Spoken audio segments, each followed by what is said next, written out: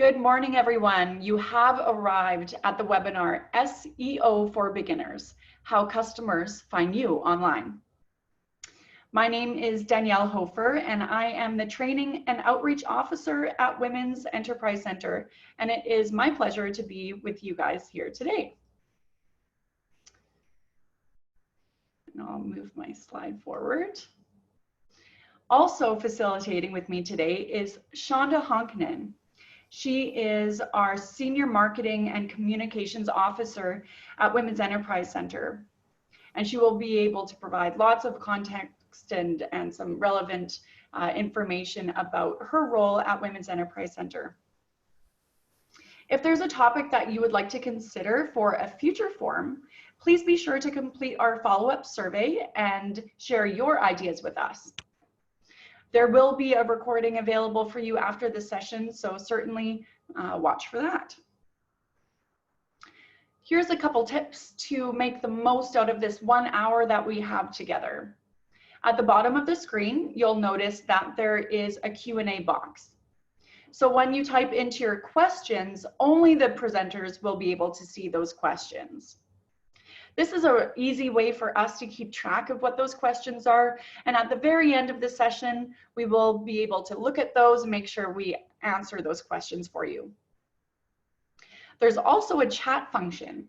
So if you want to communicate with the group, share your ideas, maybe you've got a local business that you're wanting us to know about, or you just want to participate in that way, we encourage you to use that chat. I do find at the end of the session, when I'm trying to get everyone's questions, sometimes it can be hard when those questions are buried in the chat. So I do encourage you, if you have an important question that you want to ask us, use the Q&A function. All right, and I will turn it over to Chaunda to tell us a little bit about Women's Enterprise Center.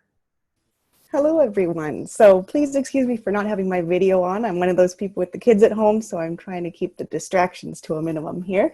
But I'll just give you a little overview about Women's Enterprise Center. We're a nonprofit organization, and we're devoted to helping BC women start, lead, and grow their own businesses.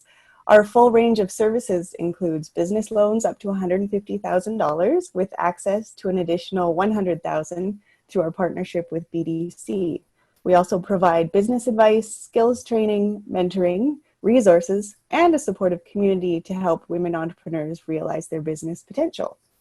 So we're funded by the federal government through Western Economic Diversification Canada, and we're also part of the Women's Enterprise Initiative, which includes similar organizations in Alberta, Saskatchewan, and Manitoba, just like Danielle was saying earlier. So you can learn more about us and our other services at womensenterprise.ca. Perfect, thank you, Chaunda.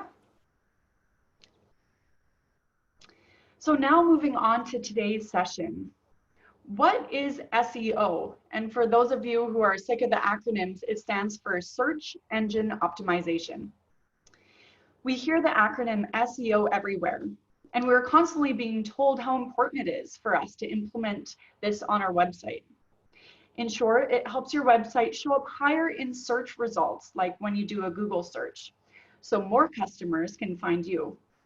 Yet in reality, do we really know what it does and how much work is involved in doing this? So today we are going to cover what is SEO, the benefits of SEO. We'll give an overview of keyword research and how to do that. We'll talk about on-site and off-site SEO. And this is a lot of information to cover. So to answer your questions this morning, we are so excited to have our panelist, Nikki Thibodeau. She is the Shopify Local Community Manager. Nikki is insanely passionate.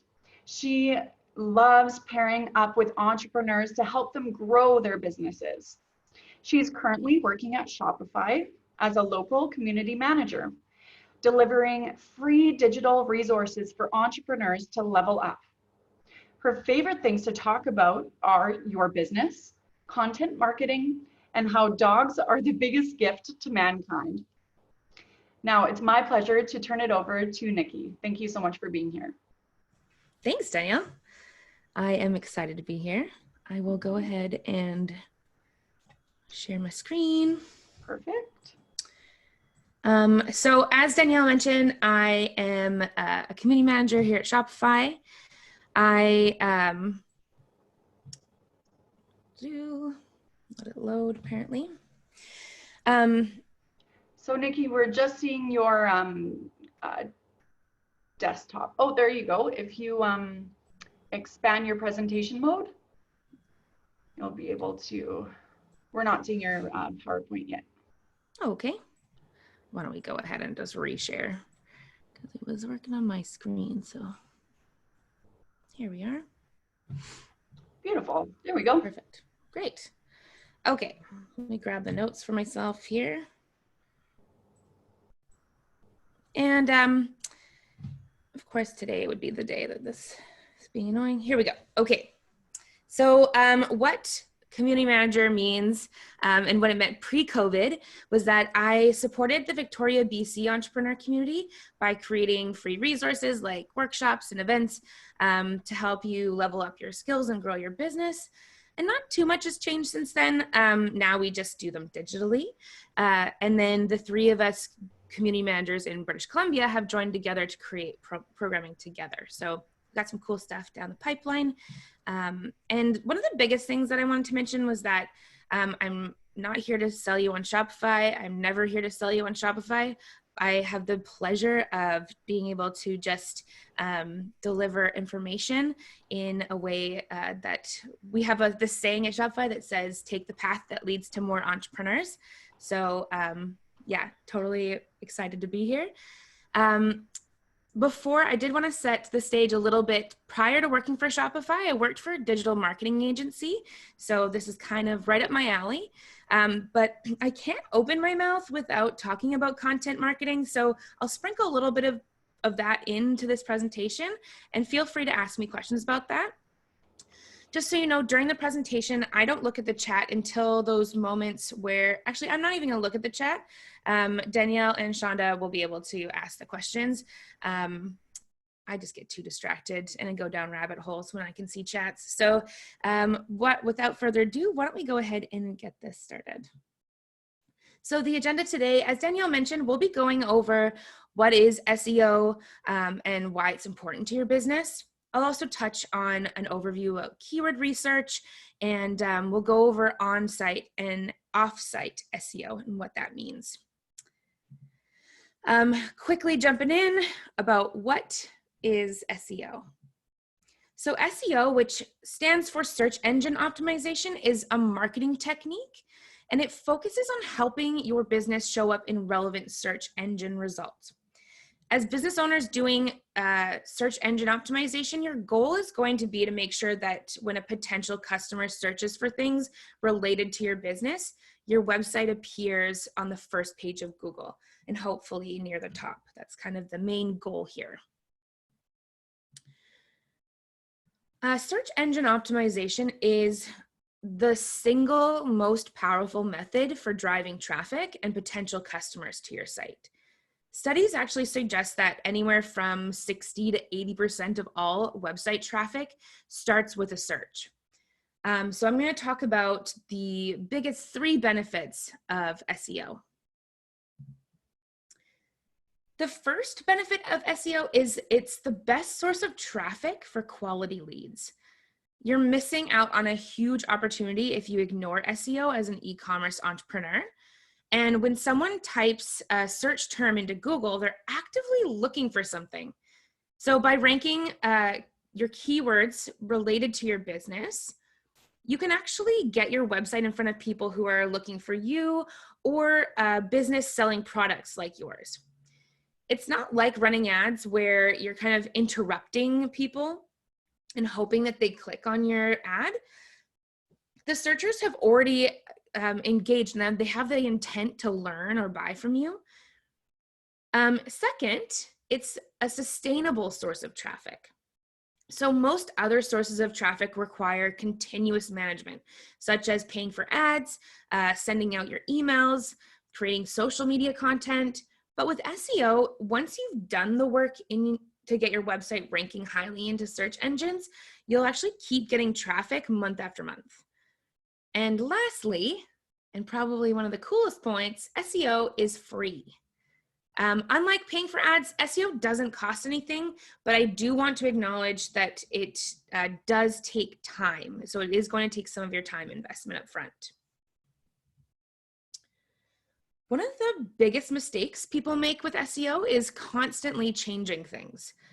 So once you make an update for SEO, it can actually take 4 to 6 months for that change to take effect for you to start seeing results from it.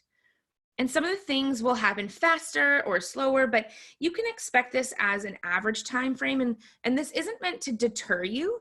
This is actually to help you plan your strategy and help you understand how and why you can expect your changes to occur. We were talking about planting seeds earlier. And so think of SEO like planting seeds to grow your business. There'll be immediate work required, just like planting seeds. So you'll need to gather materials, decide what to plant, prepare your soil, and you'll get to work organizing your crops. And then once that initial work is done, you'll be able to, you can sit back, wait, maybe sprinkle a little bit of water every once in a while, but you'll be able to focus on maintenance until you start reaping that harvest. So in case you joined us late or if you missed an earlier point, I just wanted to recap. So search engine optimization, or SEO, is a technique that focuses on helping your business show up in relevant search engine results. SEO is the best source for quality and sustainable traffic. It's free beyond your initial time investment. And lastly, think of SEO like you're planting seeds for your business. There'll be more required in the beginning, but eventually you can move into maintenance mode and start collecting that harvest. All right, so the next piece we're going to cover is keyword research and how you can optimize this to fit in with your SEO strategy. In a few slides, we'll actually pause for some questions, so soak up the next little bit. And not to worry, if you have questions, here to answer them. So keyword research is the most important aspect of your SEO strategy. It's the foundation of your SEO efforts. So a keyword is anything that gets typed into a search engine. It could be one word like chocolate, or it could be a string of words like how to make chocolate cake from scratch. If someone's typed it into Google, it's a keyword. Keyword research is about understanding the terms people use to find you. So they might not be looking for your site specifically, but they are searching for something that you can use to create a path to your business. So keywords are the foundation of SEO, and keyword research is what sets you in the right direction as you build that SEO strategy out. When it comes to SEO, you have to consider buyer intent. And what that means is you'll want to figure out what someone is going to type into Google before they make their purchase. So you'll want to brainstorm ways people will search for your product when they have the intent to purchase. And so you want to remember not to just target transactional keywords, which people search for when they already have the intent to purchase. You'll want to start thinking about using informational keywords as well to fuel the content marketing piece. So this can be done by writing blog posts or pages dedicated to educating your audience and moving them towards purchase. So while the end goal is always going to be to get that sale, you are also going to want to address, build things to address specific concerns that your product or service solves, and you'll have a greater chance at finding that you'll rank for them higher on informational keywords. And I'm just going to do a visualization of this concept. So who here is familiar with the marketing funnel? I know I saw a couple of people who've attended workshops in Victoria, and we've done one completely on the marketing funnel. I'm going to pop into the chat because I like to do. Perfect. So we've got a couple who are. So A marketing funnel is a visual representation of the stages that a shopper goes through from being a prospect to being a loyal customer. And at the top of the funnel, the prospects don't usually have the intent to buy. They're simply looking for information related to the problem that they may have. This is where effective content marketing comes into play, and I'm going to try not to go down that content marketing rabbit hole I warned you that I go down sometimes. But informational keywords, they'll help guide prospects to relevant pieces of content that will help guide them down that funnel to conversion. And conversion is the stage at which they purchase. So for example, like if you sell garden hoses, a transactional keyword would be rubber garden hose, and that would bring your customers to the conversion stage. It'll bring them to that product. And then an informational keyword would be how to choose the right garden hose. You could write a blog post about this or set up a page for this on your site. And you'd use this during those awareness stages and the consideration stages of the funnel.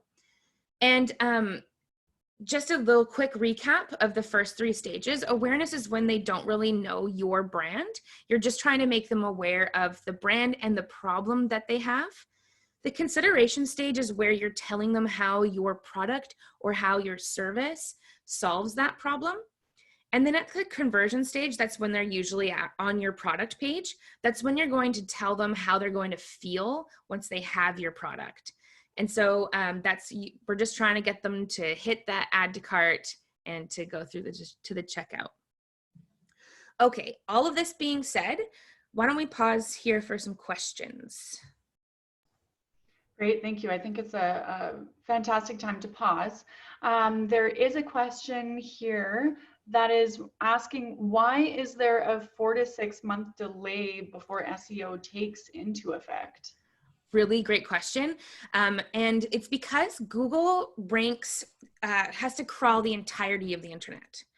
And then some of the stuff that we're going to talk about of like on-site SEO and off-site SEO, those things all kind of combine into a package that then starts ranking your website.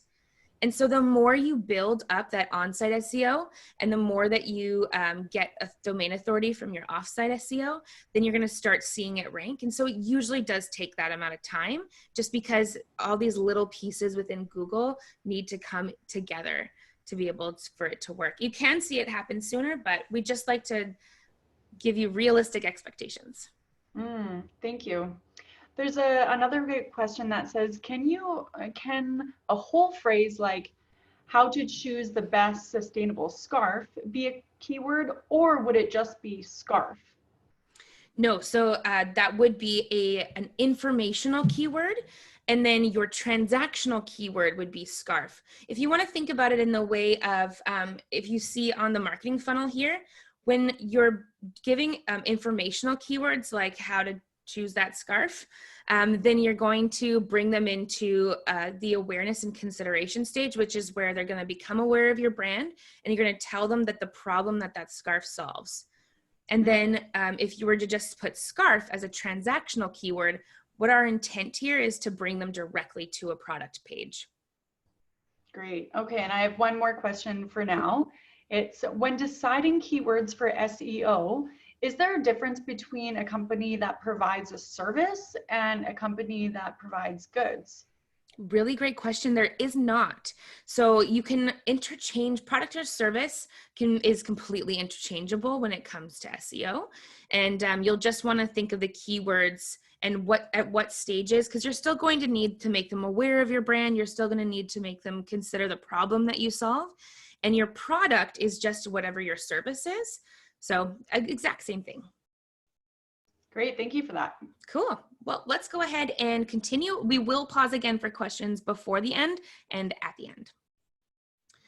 So heading back into the presentation, let's talk about finding keywords. So as you're thinking about keywords, you would type, one of the ways I do this is you type a word or a phrase into Google, and then if you scroll to the very bottom, there's this searches related to at the bottom, and it Google is telling you what other keywords or key phrases that people search related to what you're searching. It's supposed to help users navigate to what they actually need, but this is really great information for you in your keyword research. So you'll want to add these terms to your list of possible keywords. So you can see I started with, leggings, yoga leggings, stretchy pants, and then I added all of these from the searches related to into my keywords. And so what I usually do is I set up a Google sheet, and then I'll just have tabs for what kinds of keywords I'm searching, and then build out the sheet from there. Okay, hold up. So how can a keyword be more than one word? Because it says keyword, right? Well, we call these long tail keywords or key phrases, and they're usually 3 to 4 words in length. We saw some mixed examples of this on our previous slide, like yoga leggings, high waist, or printed yoga leggings. An important call out though is the longer the keyword, the more specific it is, which can mean lower competition. So if you were trying to rank higher on a Google page and you're trying to rank higher for how to find the right garden hose, it'll be a little bit easier than ranking on a page for garden hose. And it can often mean a higher conversion rate, but just be cognizant that we're trying to stay within those 3 to 4 words. Otherwise, it just gets really hard to rank for. So there's a lot of tools out there to help make this process easier. And a few that we recommend are Google Keyword Planner. This is amazing, but there is a caveat that you do require a Google Ads account. It doesn't mean that it costs anything. It's just something that you do have to set up on top. In conjunction with Google Keyword Planner, so I just suggest if you use nothing else, use Google Keyword Planner. These other ones are gravy. But in conjunction with Google Keyword Planner, we also recommend the free tool Google Trends. And that's where you can search for those keywords and key phrases. And you can also target geographical location if that's important to you. Keywords everywhere. So I've used this Chrome extension for a really long time, and I just left it on my Chrome. And so they have moved to a paid model, and I think it starts around $10. But it shows you the given number, the number of times that like a given keyword is searched for on Google each month, as well as other information. So once you get into the cost per click and all of that nice technical stuff, it'll show you that as well. And so when you get into that, that can be really helpful. Ahrefs is a more advanced option, and their cheapest plan is over $100 a month. So it's typically used by agencies. I did want to mention it because it is crazy good. But if you're really, really, really serious about your SEO and you're at that point where you want to spend that money, Ahrefs is the way to go. And you can also try SEMrush, which is $100 a month. It does come with a free trial. And so what I suggest to people is, because it's a very robust tool, you could use their free trial in order to get your SEO strategy started. So there's very distracted. There's a squirrel running around outside. I don't have kids, I have squirrels.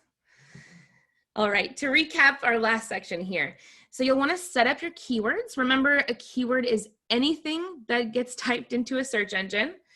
You'll want to utilize searches related to at the bottom of Google and a keyword research tool to expand your search. And you'll want to utilize different keywords for different steps of the marketing funnel. So things like, are you bringing them in at the awareness or consideration stage? Are you bringing them in at the conversion stage? Be very intentional with which keywords you're using at each stage of that funnel. Alrighty. Next, we are moving on to on-site SEO. So on-site SEO is the work you do to optimize your website search. A big, big part of this is tailoring each page on your website to the keyword that you want that page to rank for. A lot of people have the misconception that we're just trying to rank the entire site in general, but you can actually get more high quality traffic if you are trying to rank individual pages. So that can mean a blog post, it can mean a product page, It can mean a collection page. Whatever you're trying to do, you can do that for each individual page. So there are a few things that you should do to help your entire website rank better, regardless of which keywords you're targeting. So the first thing is you want to make sure that your website loads well on all devices. And you wouldn't think that this would be an SEO thing, but it truly is. Not only do people browse the web from their mobile devices like phones and tablets, they actually go shopping on those devices as well. I don't know about you, but I'm the worst when I'm like laying in bed at night. I make way too many purchases at that moment of my life. Shopify themes are responsive by default, and this means that your store is loading. A lot of other like WordPress themes are also responsive by default. You'll want to make sure that they are, which means that your store is loading, it responds to the device size, and it adjusts its layout according to whatever device your customer is browsing on. You can see where your traffic is coming in from your Shopify Analytics or your Google Analytics, regardless of if you have Shopify or WordPress or whatever. I would recommend to start putting your Google Analytics on, even if you're not sure what that means. There are some really helpful guides on the internet about how to set that up. But Google Analytics, you'll want information from Google Analytics starting from day one, and it'll really help you to create better strategies moving forward. All right, so the second thing is you're gonna wanna make sure that your website loads quickly. So Google said that it uses site speed, which would include page speed, as a piece of its algorithm to rank pages. So if you're looking for tools to test your website, I would recommend Pingdom or Varvy, with a caveat that you should not use Google Speed Test or whatever it's called. It really, it never ends well. I'll just put it that way. And you'll want to make sure that you create internal links to other parts of your site. So the more you can link your web pages to each other, the easier it is for Google to find all of the pages of your site. And by making sure your internal links are relevant, for example, linking to a product page when you mention it in a blog post, you can always create a better user experience for your customers too. So you can see that example here. We have, it's called Best Self, and it's their blog. And you can see that their content is rich with internal links, and their website is full of their own content.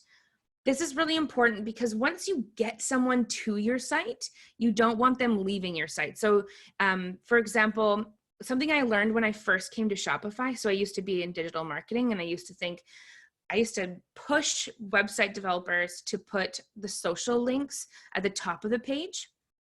But one of the things that does is that all of a sudden they get to your page, they press on your Instagram, now they're on Instagram, and now they're away from your website. Whereas social media should be the tool that funnels your customers into your site. So we recommend putting those social links at the bottom of the page, and that everything you do inside your page is to keep them going through your website. So to summarize this section, you want to focus on the ranking best practices. So you want to make sure your site loads well on all devices. This includes studying where your traffic is from. Make sure your website loads quickly. So you do a site speed test using that Pingdom or Varvy. Make sure you create internal links to other parts of your website. So utilizing your blog is an incredible way to do that. So next we're going to be talking about how you can apply some of this new knowledge to different tactics on your site. The tactics that we're going to talk about can apply to all pages of your website. So including product pages, collection pages, blog pages, and even your homepage. Most importantly, your homepage. Not most importantly, I'll take it back. They're all important.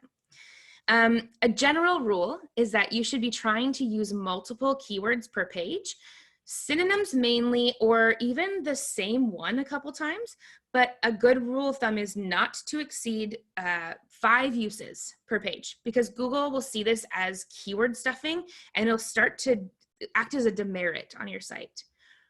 Also, be honest with what keywords you use.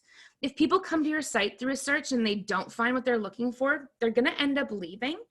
And Google will notice this, and your page will likely stop ranking for that keyword. And keep in mind that Google has its own customers, their searchers, and they want to keep them happy. So let's talk about 4 ways that you can optimize your store for keywords. And these tactics should be applied to every page that you're using to target a keyword. So we're going to pause for questions in a couple of slides. So soak this in, and not to worry if you have any questions. If I haven't clarified anything well, I'm here for you just in a couple slides. So in Shopify and in WordPress, there is an area, in Shopify, there's an area at the bottom of your product page and other pages called a search engine listing preview. I've included on WordPress a top used plugin for SEO is called Yoast. And so they act quite the same. In it, there are fields called page title and meta description. On Yoast, it's called SEO title and meta description. And let's start with a page title. So a good title is part of what encourages customers to click the link in the search results. So that's going to bring them to your store. What you fill in this field will show up on that search engine results page. So if they're coming from Google or Bing or whatever, what is it, DuckDuckGo? So whatever you write into that title tag, it will show in your browser tab, and it will be the first line on your website's search result in Google. If you don't fill this in, both Yoast and Shopify do it for you, but it won't know which keywords that you're targeting, so it's much better to do it yourself. There's kind of a formula that I recommend for optimizing your on-site product pages. So you start with your main keyword and you want to optimize for, and then the long tail keyword, and then your brand name. So an example, here I would actually add leggings to the beginning of this page title that you can see on the left-hand side of your screen.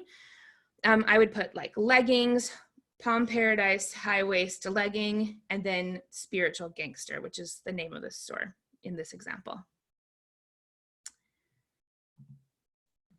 So directly below your page title, there is a meta description section. And what you fill in these fields will show up on the search engine results page.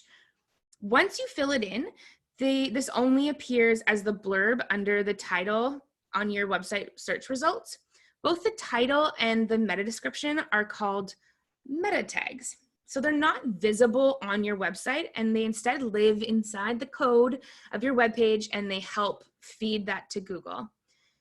And make sure that you're using the same keyword targeted in your page title, and also Shopify will autofill this for you, and Yoast autofills this for you if you don't fill it in. So when you first create your web pages, I know this sounds like, oh shoot, I'm gonna have to do this for every single page.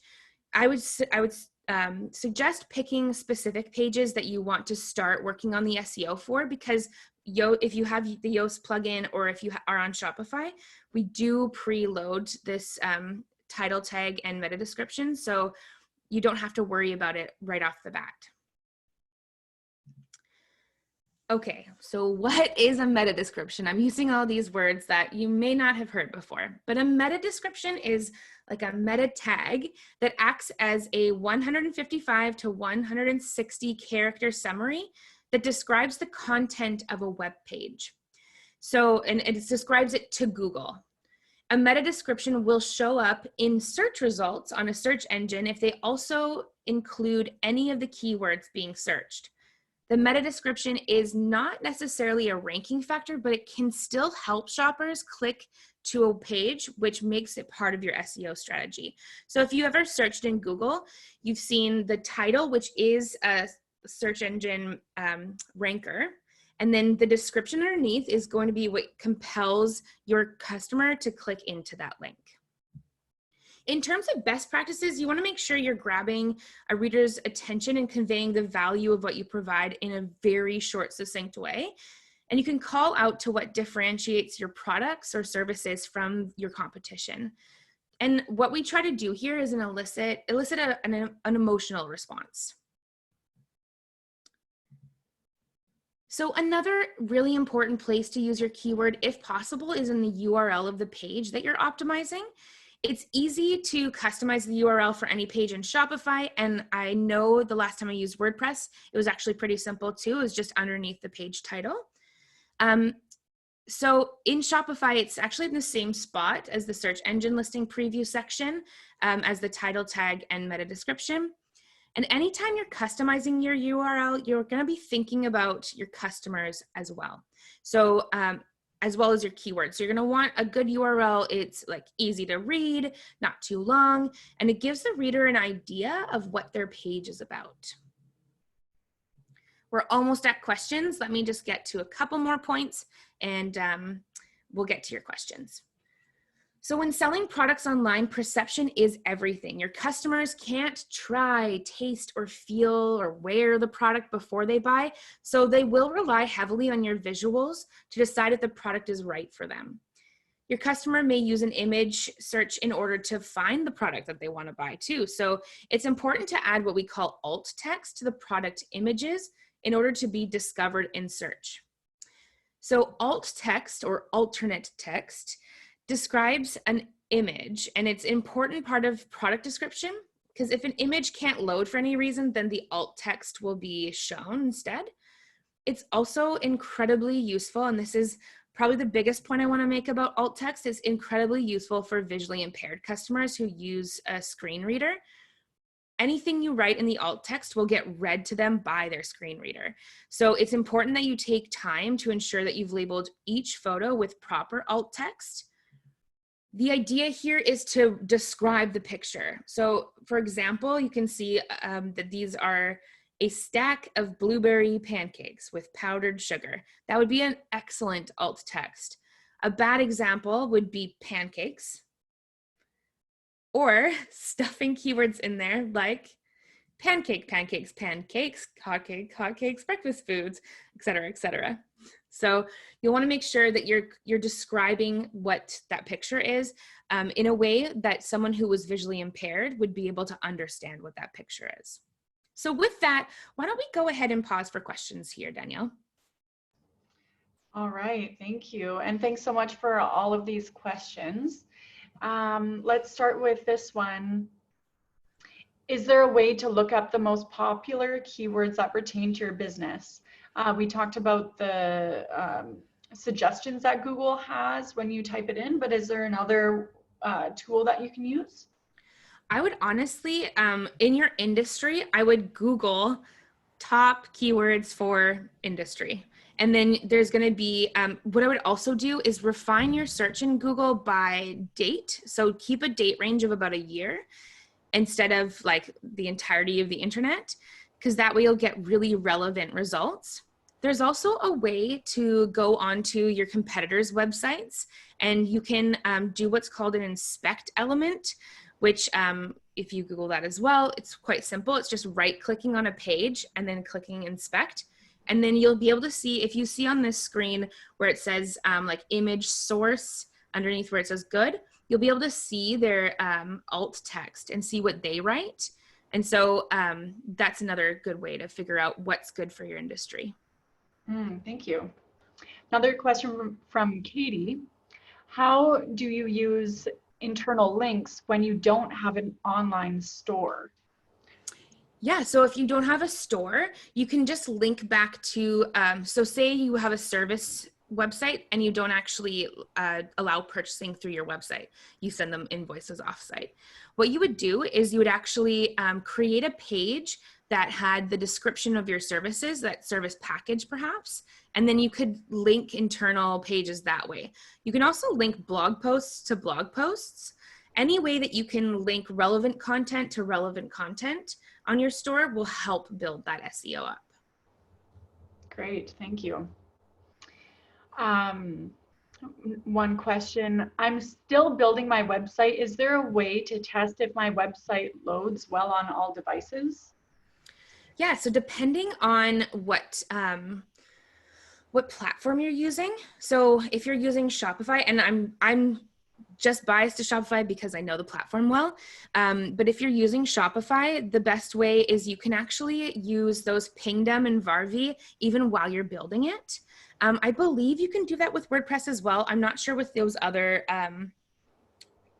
sites like Weebly and Squarespace, but I know that while you're building it, you can actually test with Pingdom and see how it's loading. But also anything to do with Shopify, you can give us a phone call and we can help you with that. Great. Okay. Another question here. Sorry, I think I missed it, but why is it beneficial to use a keyword research tool? Do you have to use one? You don't have to use one. The reason why it helps is because it helps you figure out other things that your popular keywords that your customers are searching.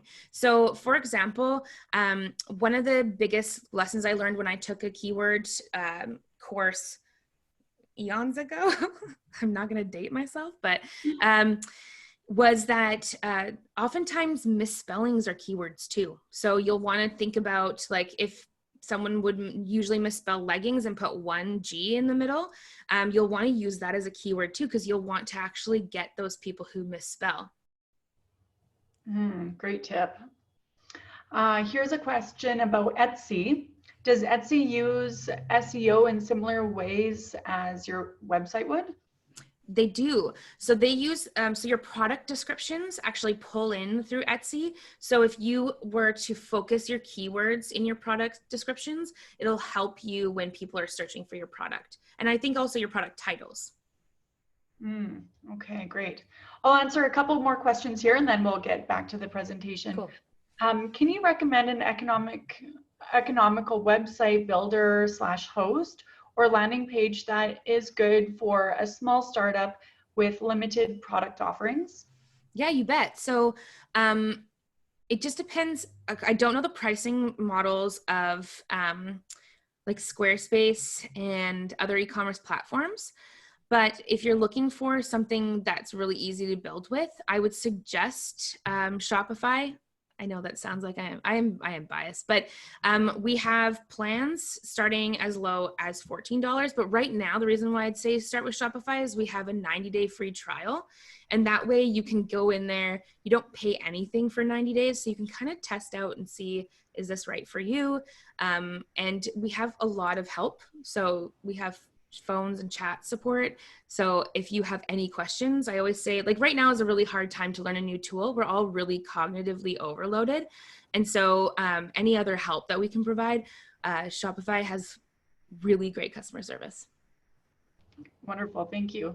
And let's do one more question and then we'll move on. This is from the chat. So you mentioned you make a Google search sheet for planning keywords and tails. And I saw another question about, can you share what that resource looks like? It legitimately looks like an Excel sheet. And then I just write at the bottom tab, like, say my product that I'm searching for is leggings. So I did this for like a test store where I sold cacti and leggings. And so I would have like a cacti page of keywords and a leggings page of keywords. And I would just see how they went, or which keywords were different and what people searched to get to those products. But also keyword tools, they help you rank how much one keyword is effective. So say, for example, you're trying to search for high-waisted leggings. It'll show you how many times people use high-waisted leggings versus high-waisted stretchy pants. And so you can decide which keyword to focus on. And so I would just keep a column that has my keyword, and then it's called CPC, or cost per click. And the higher the cost per click, the more it's searched. Great. Okay, well, I think that's a good batch of questions. Cool. And let's get back to the presentation and answer the rest after. Wonderful. So we will have a question period at the end. We just have a little bit left to go through, and let's get started. So you'll want any page that you create to be genuinely helpful and interesting to your customers. We don't want to be stuffing keywords into there where it doesn't have any relevance for our customers. You want visitors to click around or stay on the page because this makes them more likely to make a purchase. And because you want to communicate to Google that the user is in the right place, or else it acts kind of like a demerit, there are a few ways that you can ensure a great user experience. The first one would be to include information related to your industry. For example, if you're selling apparel, ensure that there's a sizing chart. If you're selling food or like a beauty product, include a list of ingredients and allergens. You'll want to include copy with your keywords that explain the benefits of your products or your services and how they work. Being as clear as possible is going to benefit you quite a bit. We want to be clear. We want to be honest.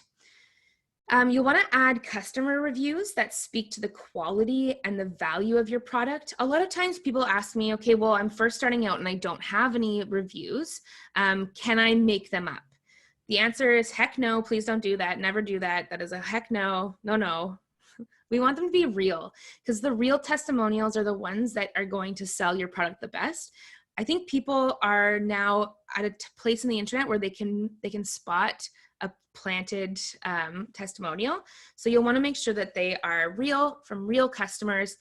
Ways that you can get these are by setting up an email automated flow once someone's received your product to be able to, like a week later, ask them how they feel about the product and maybe offer them like 10% off their next purchase if they were to answer your review.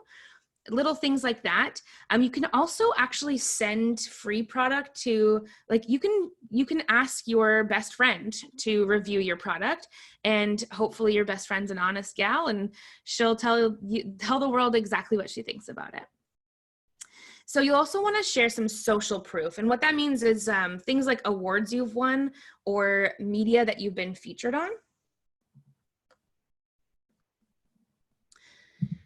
In our previous slide, we said that you want visitors to click around or to stay on the page because this makes them more likely to purchase, and because you want to communicate to Google that the user is in the right place, right? So this is because we want to be mindful of what's called a bounce rate on your website. Your bounce rate is the percentage of users who visit a single page on your website and then leave before taking any actions. A high bounce rate, which is usually higher than 57%, means that your site is not giving a good first impression, and there's gonna be some reasons why. And so I'm gonna try to hit on some of them.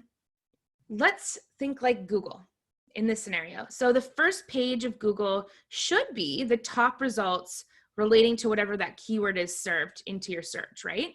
And so if someone clicks a result Google serves up, say they have used leggings as a keyword, and the page that they click is utilizing leggings as a keyword, but actually only sells socks, and they're trying to pitch it as like leggings for your feet. The searcher is going to quickly navigate back to Google because that was not what they wanted, and they'll go down to the next option. So over time, this behavior will negatively impact your site ranking because it's misleading the customer, and Google will actually recognize this.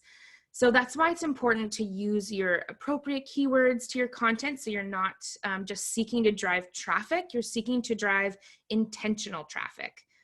You want to make sure that your site loads quickly. So in a callback to our earlier slide about site loading speed, otherwise people will grow tired of waiting for it to load and they'll just bounce. And then you'll want to ensure that your site offers a great user experience for the shoppers. So have your friends go through and take a look at the flow of what it looks like. So if you were to serve up a long tail keyword and it was like how to get the best garden hose, and it fed them onto a blog post, then you'll want that blog post to lead them elsewhere on the site. And so you'll want to ask your friends, does this flow make sense? Does it feel like a good experience? Is it something that you would expect from my brand's website? And at this point, your website and hypothetical field will be growing beautifully. SEO seeds take root throughout the entire internet. And from here, you'll be able to move, we're gonna move on to our last section. And you can think of this as like fertilizer. So it's not necessary to making your SEO more successful, but they will certainly make your flowers bloom better. So in this last section, we covered on-site best practices, including like adding your keywords to the title, meta title tag of your products. Add your keywords to the meta description of your product page or any page, for example. Customize your URL with a keyword. Add proper alt text to your images. And again, just highlighting that this is very much a tool for visually impaired. So, and there's, I don't remember the statistic. I've been trying to think of it since that slide I mentioned visually impaired, but there are a large number of visually impaired shoppers on the internet. There's this really great YouTuber called Molly Burke, and she is a woman who's visually impaired, Canadian in Toronto. And she actually reviews sites, and she'll go through and she'll say whether or not it's a good site for those who are visually impaired. Our last section we are going to focus on is off-site SEO. So off-site search engine optimization refers to any kind of search engine optimization that takes place not on your website. The most important part of off-site SEO is called link building. So the overall idea is that you want other websites to link to your website. And when someone links back to you, it's kind of like giving Google like the vote of confidence that you're providing value, and Google can see that your website is worth ranking. So this is what we call domain authority. Guest posting is when you provide informational content to another blog or media outlet, ideally one related to your niche. The idea is that when you guest post on another website, you can include links to your websites in the post. For example, this 100% Pure partnered with a makeup artist for a special blog post around New York Fashion Week. It's all very complementary to their products and what their customers might be interested in. But if, however, this post appeared on a website about like exterior fence design, that wouldn't be consistent with the rest of their content, and that can hurt their SEO. This is similar to guest posting, but you don't write the post yourself. So instead, you're interviewed and the journalist or content producer includes a link to your website in their article.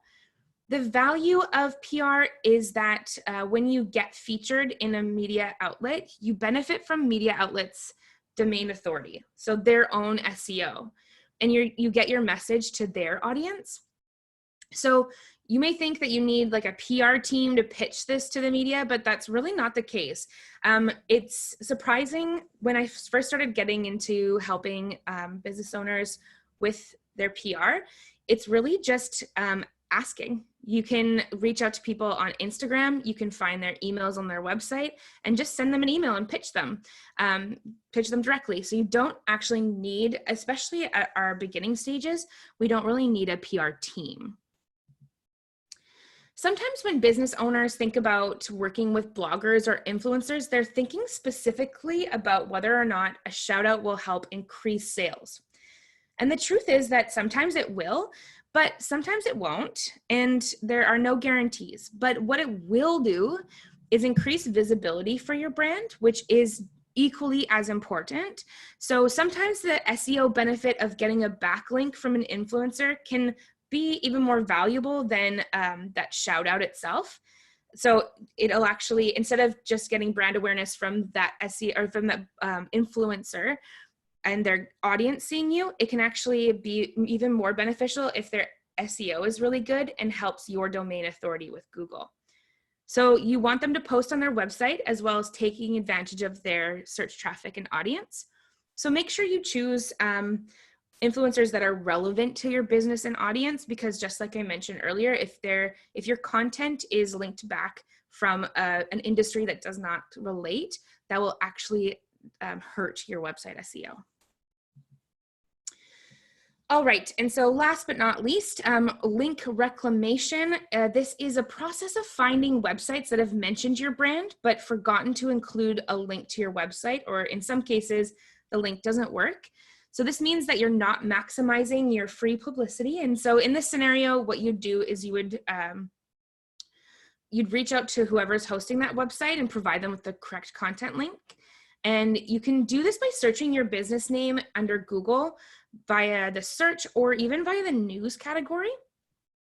And also note that this strategy is best if you've been in business for at least 6 months and have been like actively working on promoting your business. So here's what we covered under Off-site SEO. Reminder that Off-site SEO in nature is links that lead back to your site. So in this section, we discussed how to utilize guest posting on your blog, showcasing positive media stories via public relations, ways to work with influencers, how to reclaim that lost traffic with brand reclamation. And I just have one more slide to review with tips for your long-term SEO maintenance.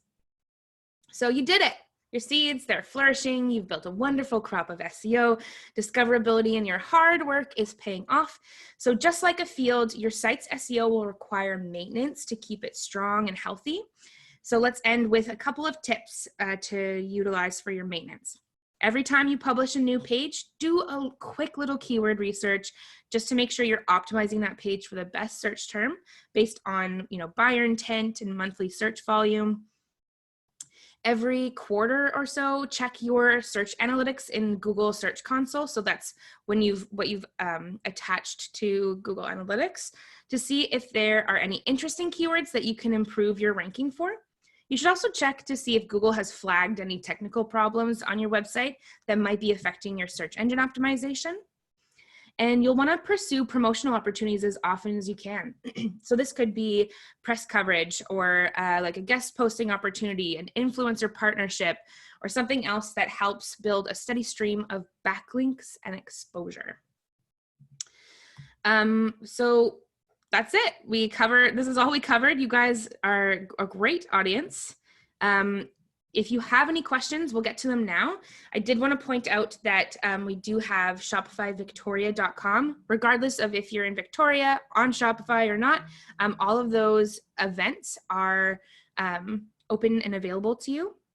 And then also you can find me anywhere on the internet at Nikki2987. Beautiful. Thank you so much, Nikki. I learned so much about SEO, and I have lots of questions, as lots of our participants do. I am looking at the time, and it's 11 o'clock. I do want to highlight one question, though, that I think is so relevant before we close. Catherine says, I have a tourism-related startup, but my launch is delayed because of COVID. Does it make sense from an SEO standpoint to attract attention to my website, even though I can't actually sell my product yet? Will Google sense that my customers aren't purchasing and give me a negative rating? That's an excellent question. So the answer to that is right now is the best time to start because of that 4 to 6 month kind of wait period. What you're doing is I would suggest bringing them to informational, educational posts. So write those blog posts, tell them how your product or service will solve their problem when we all come back into congregation with each other. And then when in that 4 to 6 months, you'll be raring to go. Beautiful. All right. Well, thank you so much. I really learned a lot, and let's get to our summary. So can you see my screen? Is that working okay for you guys? Yep. Okay, perfect. So thank you so much for your questions. We'll wrap up the session today, and I just want to thank you all for taking the time out of your busy day to join us. I want to encourage you all to sign up for our e-newsletter, which you can find on our website, which is womensenterprise.ca, and we have a short URL, which is wec.ca. You will all receive a follow-up email with a link to provide feedback on this session, and we hope you will share your thoughts with us. We are always striving to improve these sessions to meet your needs, And we will also share some follow-up resources. And Nikki mentioned some of the tools and resources, so we'll make sure that we put more information as well as the recording. A special thank you so much for Nikki Thibodeau. I think you did a great job in describing some of those new words and really slowing it down. So thank you so much. I'd like to share some free webinars that we have coming up. We've got Strength in Numbers, which is all about response to COVID-19 for your business. That's coming up on May 12th. We've got Blogging for your business, which is really well positioned to talk about SEO. You know, how do you build a blog and how do you build that content? And so I encourage you to sign up for that. And as well, we've got a free webinar on May 28th, which is Growth Opportunities for Indigenous Business Owners. And that's specifically how to sell to the government. And with that, I will pass it on to Chaunda to wrap up. Great. Thank you so much, Nikki. That was awesome. I made so many notes of things and little tips and tricks that I didn't know. So I can't wait to see even better SEO on our site. So I also just wanted to share, next week we have our one-to-one mentoring intake. This is one of our most popular mentoring programs. So applications will open Monday about 9 a.m. And then you can apply for a mentor for a 6-month relationship. This is for women entrepreneurs all over BC who are in the first 5 years of running their business. And we have an awesome set of mentors available to be matched with. If you want to see some of their stories, you can check them out on our website. And then one more thing, next week, we've partnered with our organizations across the country. We're part of the Women's Enterprise Organizations of Canada, and we're doing a virtual symposium. So everyone's invited. There's going to be lots of great workshops and panels and some inspirational stories, and you can chat with other women entrepreneurs from other provinces. And it's all free, and it's available on the WECafe app, so we can include more information in the follow-up email as well. Perfect. Thank you, Chaunda. Thank you, Nikki. And thank you all for joining us today on this webinar. Again, you'll receive a recording. And that's a wrap. So we'll end the session now. Thank you so much, and all the best with your businesses, and have a great day.